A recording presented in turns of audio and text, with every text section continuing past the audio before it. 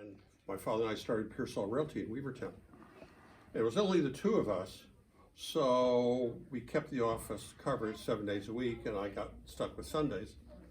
Especially in the summertime, I would sit out on the front steps if it was slow, and Ernie Knoxon, who lived next door, would wander over and we'd start talking about the history of Johnsburg. And it was great because Ernie was reelected town clerk 30 times, so to get his book of records for 2-year terms, 60 years town clerk. Everybody knew him. So every car that went by obviously had to wave. And he told me a lot about the local history.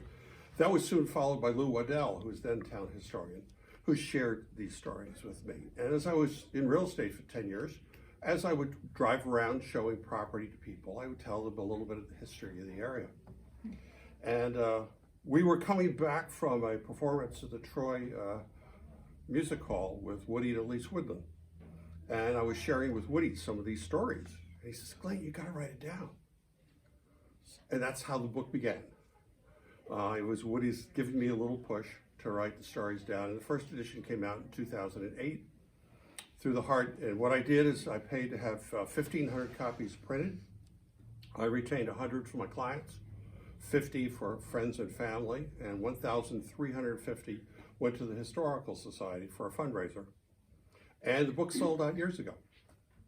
And one day I was playing on the computer. I was on the eBay site. I said, "Joe, wonder if there's anything interesting about Pearsall's on eBay." And I got to the fact that there was a picture of a used copy signed by the author in big letters on eBay for $114. The original price was $16.95. And I said, I'm not in this to create collector's editions. I want to get the information out. So I decided at that point to come out with a second edition. I thought at most 6 months. Well, 3 years later, the book was finally done. And just to tell you briefly some of the issues I had to face, my printer had gone out of business in the interim. He had lost about a quarter of my pictures. So I had to go back and refine the pictures. In some cases, I went back to the places I got them and they couldn't find them anymore. So then I had to look for other sources of pictures. There was an interest in creating a Kindle version, because Kindle's the big thing these days. People would pull it on their tablet as they traveled around the area, they could read these stories. So I thought, gee, if we do that, we can do color pictures. So I went around and got as many color pictures as I could. And then I crunched the numbers and said, this doesn't make any sense whatsoever. We'll be lucky if we sell 100 Kindle versions, $3 a piece. No way I'll even cover 10% of my costs. So I decided then to come out with this new expanded paperback. There's 100 new pages in here.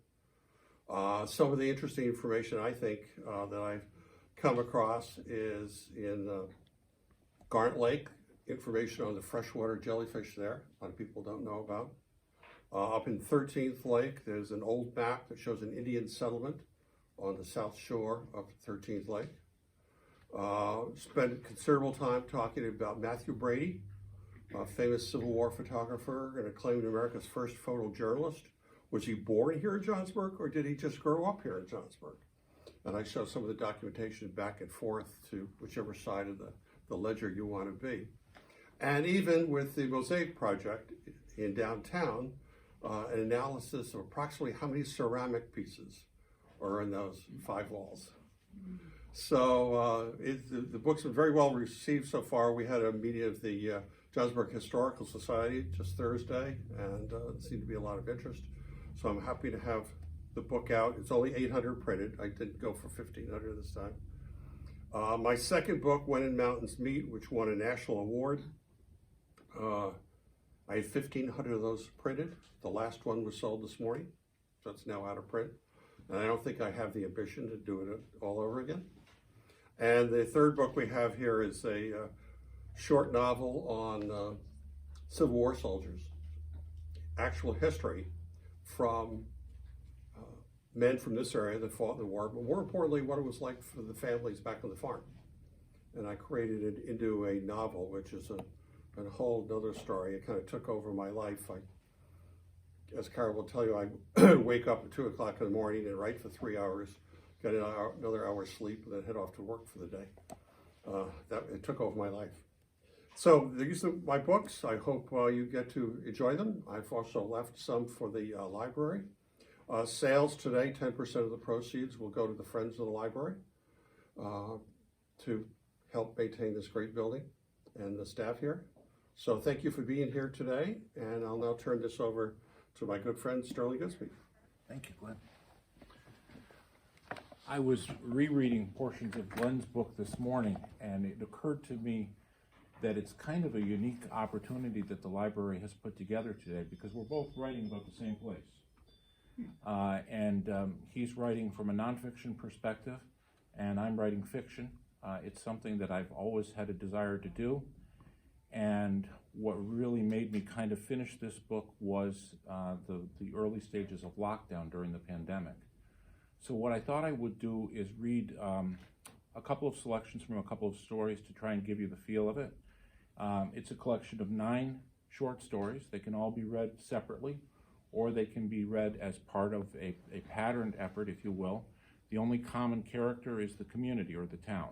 And the stories are fiction, but some of them will have a grain of truth of something that maybe actually happened in my life, or something that happened early on that I then build off. Some of them are completely fiction, and there's no grain of truth. They just popped into my brain. You know, I agree with Glenn, you sort of do get taken over by these, and I know my wife Sue, who's here, would testify to that. So the first one is sort of about growing up in North Creek. And it's a story called The Shaft, and it's about a group of kids who are playing on the underside of the bridge on 28N between North Creek and Minerva. And I've had a number of people of all ages come forward to me and say, you know, I climbed on that stone to get up that wall. I climbed on the underside of the bridge. So I was there with 2 friends, and we found next to the bridge, and this is private property, not safe, can't go there, but you can see it. What we found was an abandoned mine shaft. And we went in and tried to explore it. And that actually happened. The rest of it is all fiction. What happened to the children, what they witnessed when they were in the shaft, and how it changed their lives is all fiction. But the background and the place is reality. So I'll just read a little intro. The Clark twins showed us how to do it, and we never gave it a second thought. We didn't understand fear or risk, what with being invincible and all. We were looking for fun, acting on dares, and trying to come up with the next thing. You simply threw the bikes down off 28N and followed the short path of sand and tall grass to the first bridge footing on the western side of the Hudson. At the base of the footing was a strategic rock about 2 feet tall. Lonnie and Don Clark were a couple of years older and taller. They could climb the concrete footing without stepping on the rock, but they showed us how to stand on it and jump upwards a foot or so and catch the base of our rib cages on the top shelving of the footing. From there, you just scrapped your way up until both legs were on top. We both smiled a little to each other when we got up there, afraid, I suppose, that we might be missing the front, and Lonnie and Don would publicly deem us pussies for all time. After getting up there that first time, Hutch and I brushed some of the gravel from our pants and began to study the underside of the bridge. There was a second footing, only 10 feet or so away, and it was a good test. The iron beams were painted rust red, and the key was to take a few quick steps across the beam until you could reach one of the angled vertical posts. The vertical posts ran across the breadth of the bridge's undercarriage as diagonal support beams between the lateral beams. Hutch went first. He made it look easy, plus right there we were only about 10 feet high, so a mistake was not a huge deal. I stepped across the beam, advancing from the footing toward the second footing and ultimately the river. I walked gingerly right to the middle and then paused. I took my eyes off the beam and made quick eye contact with Hutch. "It's no prob," I said, as much to myself as Hutch. "No prob," Hutch said. "Come on, we'll keep going."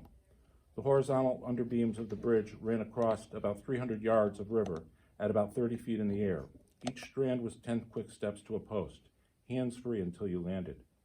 30 feet doesn't seem like a lot, but in August, in North Creek, the river was running at a depth of less than 2 feet.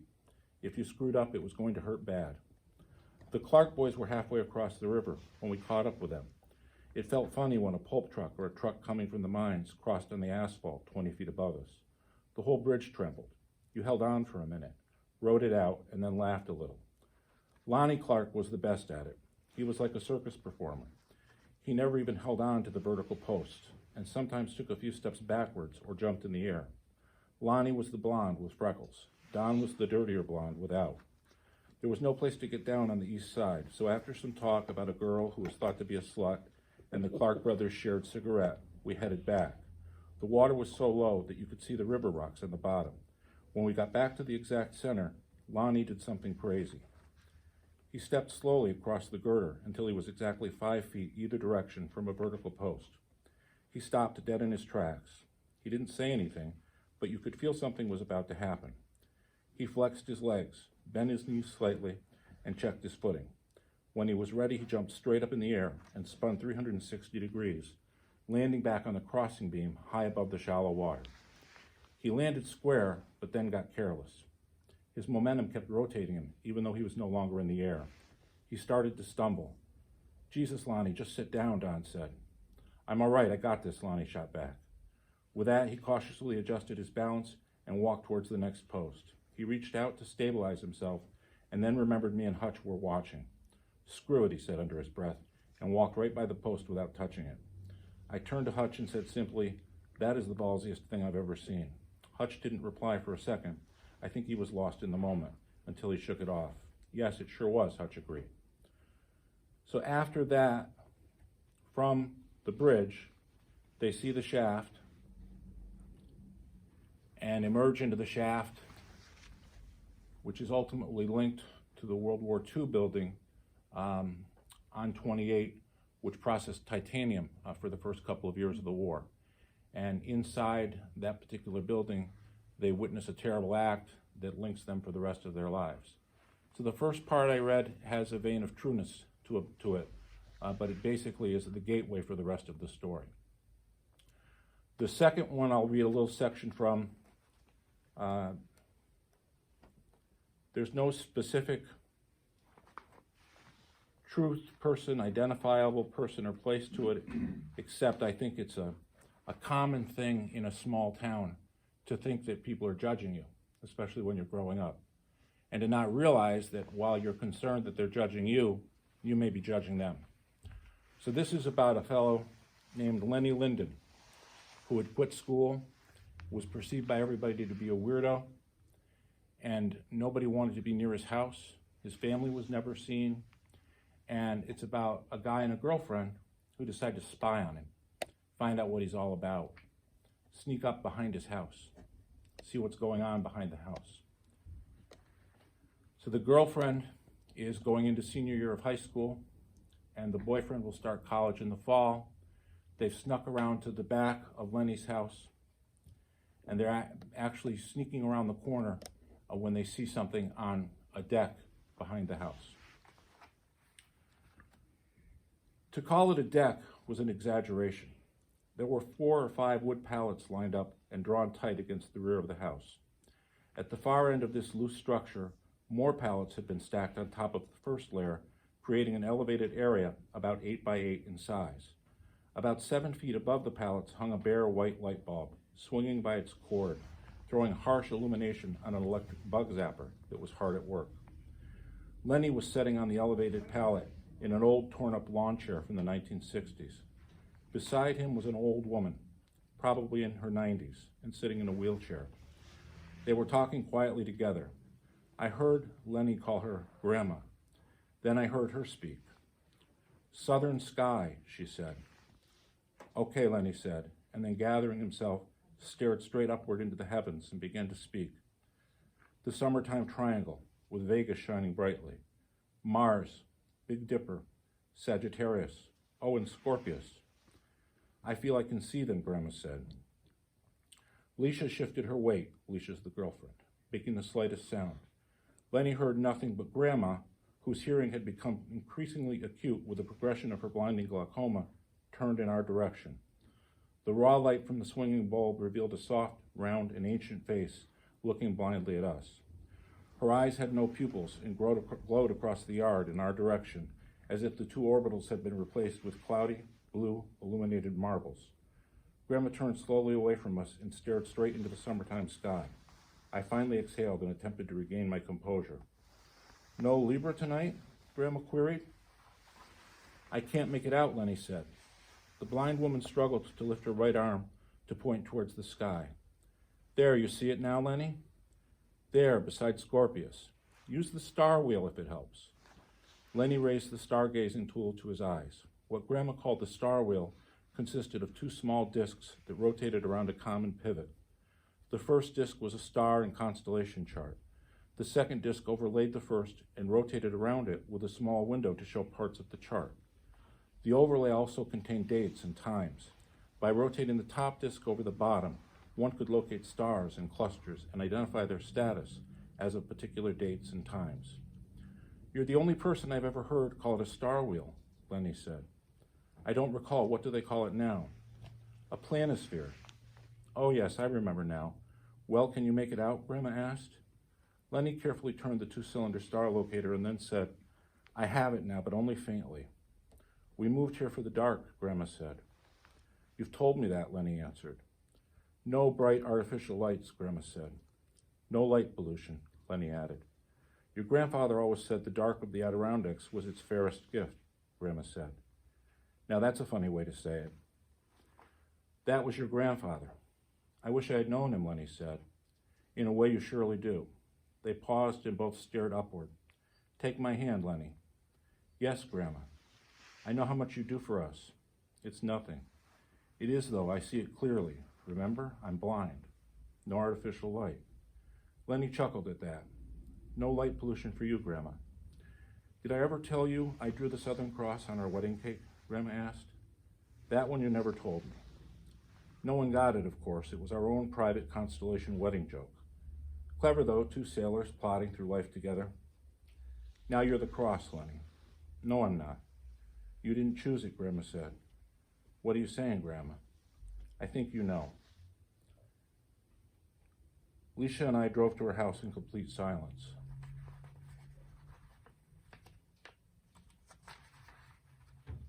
We shouldn't have been there, I finally said. I know. I feel almost like we violated them, I said. I feel the same way.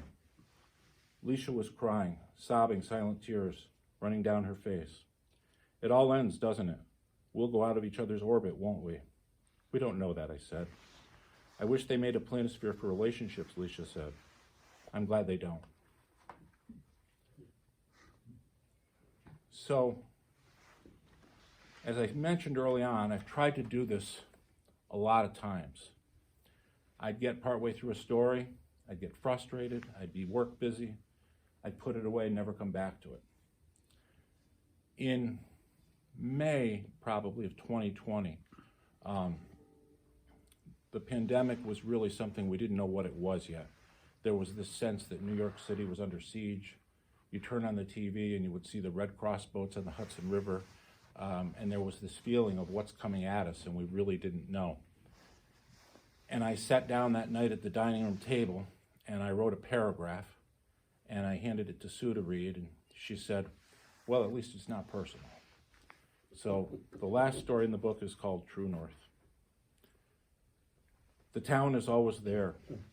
It's the place I'm trying to get away from, as far the hell away as I can get. It's the place I've got to get back to. Feels wrong being away. It's in the middle of things like that, stuck in my brain in a compartment. One side of the compartment says go. Tired of this shit. Same day, same story. Other side says this is where I might make it. There is a word there. It's belong. And in the middle of the compartment is the town.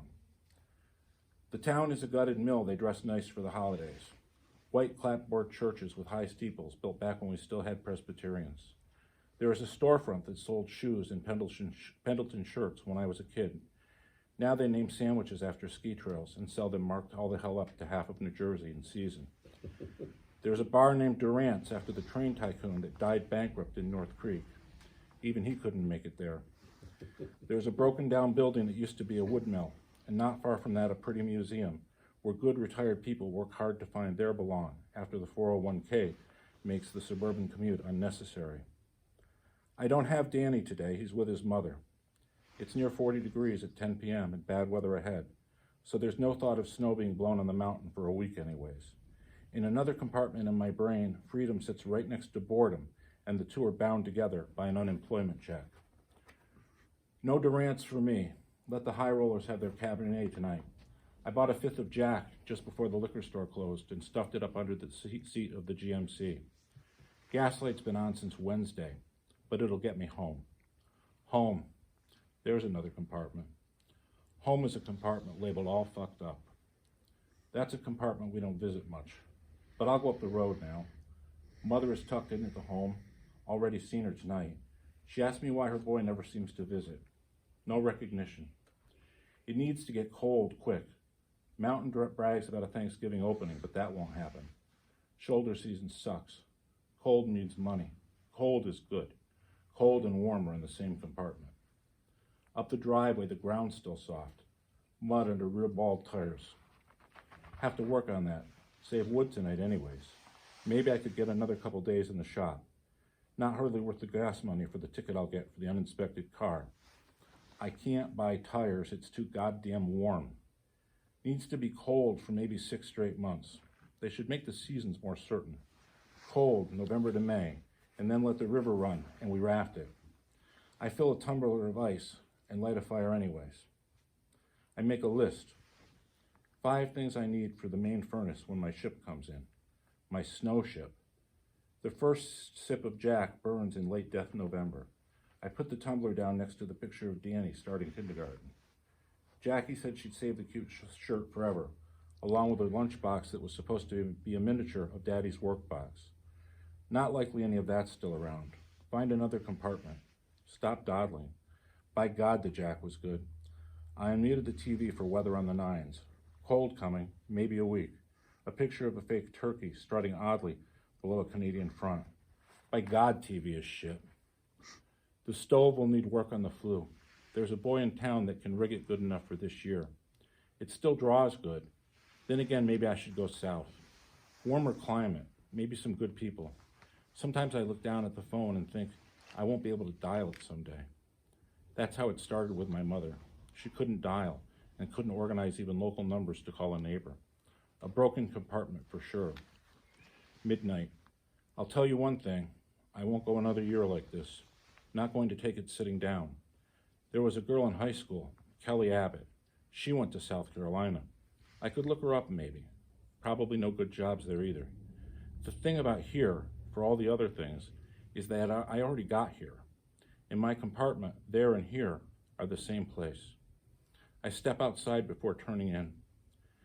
I carry the Remington to the round stone table. Line up the stock and point the barrel like a compass needle. True north. It's the same gun my father used. Same as always, loaded with the safety on. How do you get to a particular place? Tree limbs crack in the distance like old bones. And then a funny question. Who has it better, my mother or my father? Don't stay there. That's what the compass says. And don't use. Donnie LeBourne used after local time. Took his normal hit, but he'd been clean 3 months. They found him 5 days later. Don't dawdle on Danny's mini lunchbox neither. No good will come of it. True north is the reminder. Move on. Yeah, maybe Kelly Abbott. Maybe hear her laugh again like we're at a ball game. The wind picks up slightly. It's barely a whisper, but there's something familiar in it. It feels colder. So that's a sampling. There's highs and lows. The common denominator is the community and the town. It occurred to me this morning that there's probably one person who was real in these, and that is Hutch. Tom Hutchins was with me when we discovered the shaft. He's an engineer in Glens Falls now. But the others are made up, fictional. But the storyline, the 9 stories, traces the progression of the town and the community through about 60 years of history from the late 1930s to the mid-1990s. So thank you very much for coming to listen. I have a question for Sterling. And this is the first I've heard his work. We both graduated from Johnsburg Central. I a few years before Sterling did. And my English teacher was Howard Frank Mosier. Have you ever read of Howard Frank Mosher's novels? No, my brother has, and was speaking of him to me about 2 or 3 weeks ago. Yeah. Okay, because your story, True North, seems reminiscent of that. Howard is an interesting character. He wrote 10 novels, 4 of which were turned into movies. I don't know, do you remember Howard Frank Mosher, John? Yeah? And he passed on a few years ago, but lived in the Northeast Kingdom of Vermont. And most of his stories are based on that area. But it has the same ring to it. He was gone when I got there. My English teacher was Tina Maltby from Chestertown, who spends the winters in Florida. Okay. Yeah. Sure. Yeah. Any of you have any questions for us? Do you enjoy writing? I do. I read about people who get up at 8 and work at it like a day job until 5 o'clock and then have dinner, and it doesn't work like that for me. It doesn't seem like it does for you either. It's a lot of work. It's a lot of work, and emotionally exhausting. It's very exhausting, and it does, as you use the phrase, it does take you over. When you start on something,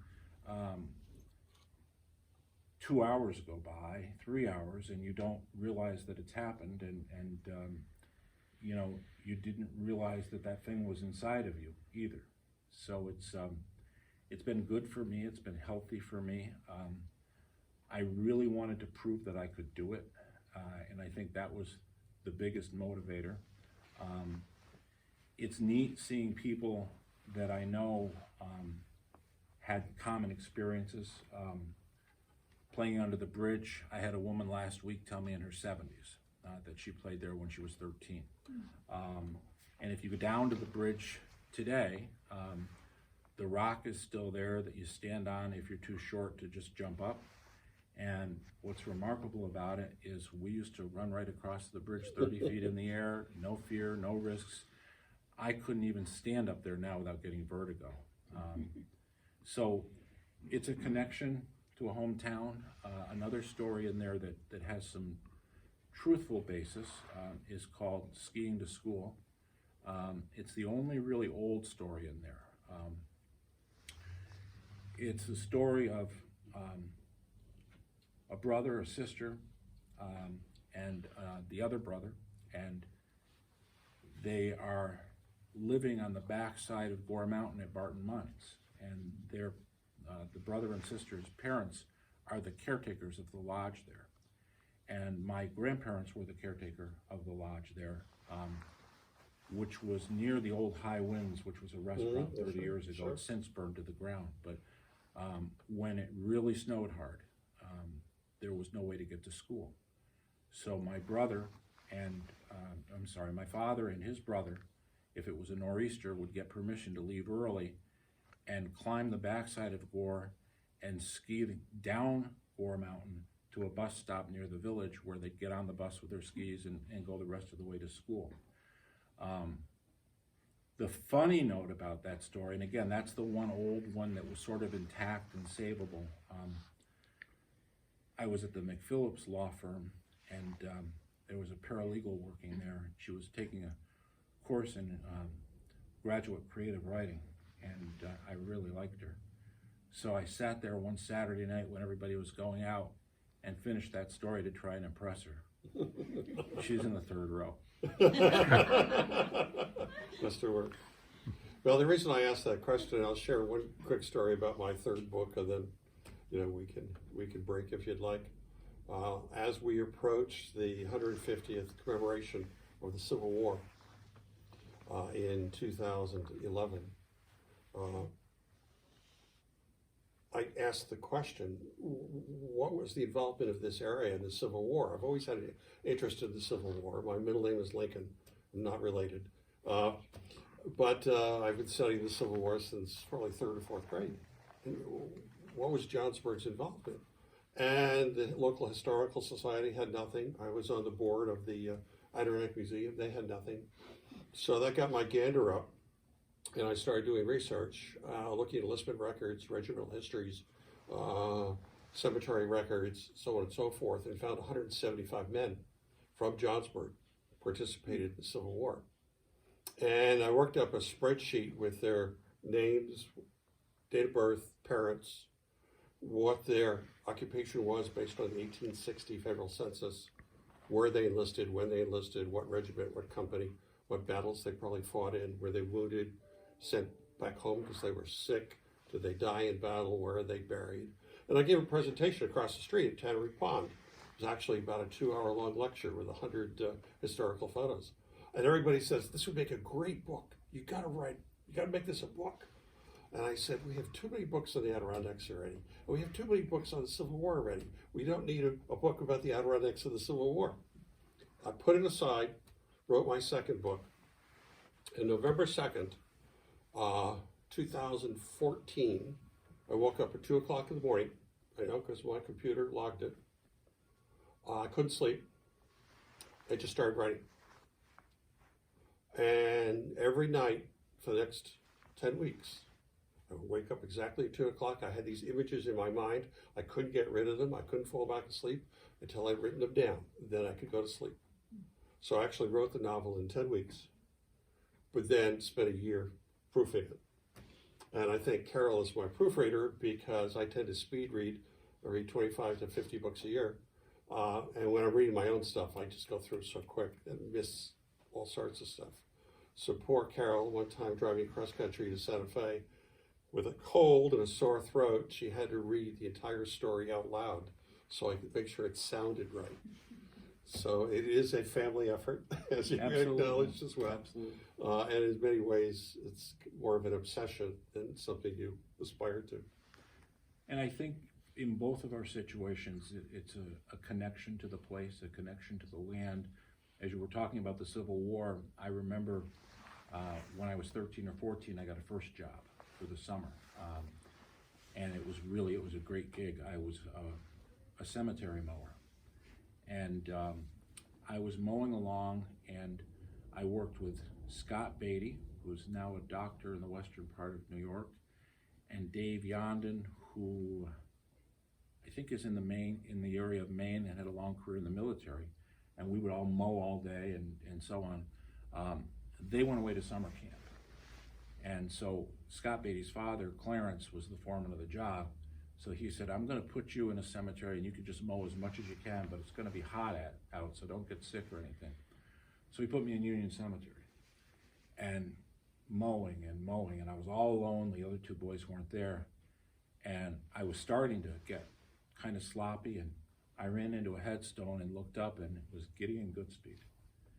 And he was my grandfather's grandfather, and he volunteered as a private at the age of 40. And served in the Civil War. And then you later discovered his father, I think, in the Weavertown Cemetery, which is mentioned in your book. So it's definitely a connection, and for me in that story, things aren't as far back as we sometimes think they are. There's a lot of the past right here just below the surface. So on Facebook the other day, somebody said they reminded of something 30 years ago. No, that was the 1970s. No, 70s were 50 years ago. Do either of you have another book in you? I hope not. So that's a tricky question. So I know myself, and I started to feel like I was getting somewhere with this. And I wrote 9 of them, and I knew that it had kind of a beginning, a middle, and an end, and I felt pretty good about it. And I'm like, if you stop now and you publish this thing, you know you're never going to write again. So I put them away. I had a title, and I pretended that I'd never done them. And I wrote 7 more going into the next 25 years. So I haven't finished yet, but there will be a second half of this one that goes along about from the death of Kurt Cobain in 1993 to Adirondackers' reactions to the Moderna vaccine. And so maybe in a year or so. And after that, I'm with you. Well, my fear with my first book, because I had only lived up here for 3 years. I moved up here when I was 15.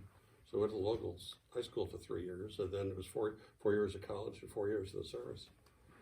But fortunately, I developed some relationships where I could ask some local people information, and I was not a big threat because I'd gone to school with the kids to get some of that information. But my biggest concern when it was printed was that somebody would call me up and, Glenn, that's not what happened. No, that's wrong. Because once you put this baby to bed and you send it off, there's nothing you can do to protect it anymore. It's like sending a child off to college. You're on your own now. I did the best I could. Absolutely. And I know I proofread this, Susan proofread this twice, I think. We had a professional proofwriter that we paid to proofread it, and it came back and we opened the box, and 7 pages in we found a So it typo. was like, Yeah. What are you gonna do, you know? But you know, it's been a tremendous experience, and it's a feeling of kind of relief that I was able to do it, and this is on our walk. We walk all summer and fall. We go behind Tannery Pond and walk up the Hudson River, and this shot is a picture that Sue took on one of our walks up under the bridge, and that was a day I tried to climb up on the footing and got some vertigo and got back down real quick. But it's, you know, it's, for me, I also found confusion, but healthy confusion about time. You know, I was trying to go chronologically, but then I would be in a different story and I would find myself connected to something in the prior story and trying to keep on track and keep the pace. And I think in my old age, where I would have given up, I was able to kind of put it away for a while. There's a story at the beginning. It's the first story. It's called The Trick. And it's a story of a three-way connection between a husband and wife and a business partner. And they lived in the 30s on Route 8, headed towards Lake Pleasant out of Baker's Mills. And the story came up with the idea of what were two 15 or 16-year-olds doing here in 1942 when they were too young to go to the war. And I had this idea to start the story with survey descriptions to show kind of a connection to the land.